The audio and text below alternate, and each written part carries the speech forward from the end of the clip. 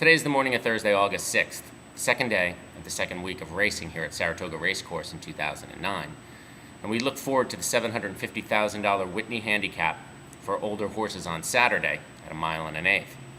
The owners of Macho again were in Tisnow last night, and while they're very high in their horses' chances, even they had to admit that it's an extremely competitive field, and just about any horse entered in that race could possibly win it.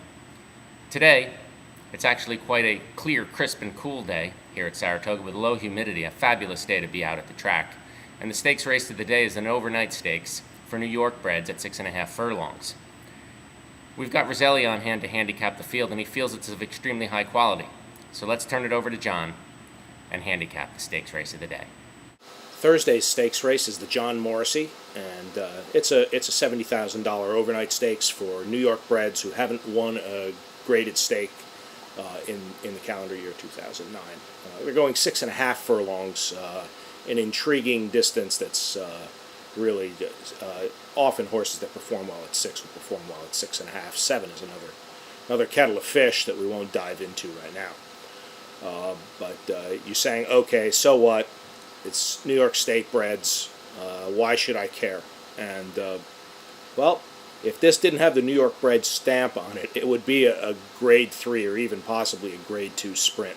There are several proven graded stakes performers in here, and a couple of them are dropping out of open stakes into the State Bred, looking for an easy race, and they're not going to get it.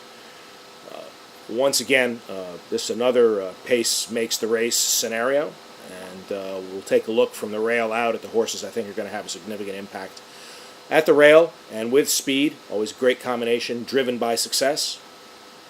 He's been grade 1 or grade 2 placed in his last 3 starts. He does have that very flashy speed, and if you want a measure of how good this horse is, he was 7-5 against Munnings in the Tom Fool.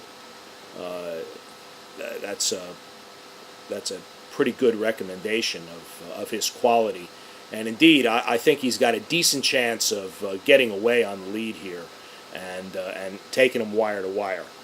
But there are 2 horses that are going to have a lot to say about that. One is Ferocious Fires, very familiar performer. He's 4 wins in 5 starts at Saratoga, certainly the horse for course.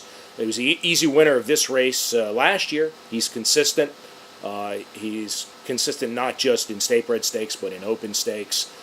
He's with the Tony Dutrow barn. He's coming off a layoff, which you think might hurt him, but Dutrow's supreme. He's over 25% off of layoffs, so that shouldn't hurt Ferocious Fires. He's going to have to rally in here, I believe. He might be a little closer to the lead than he usually is.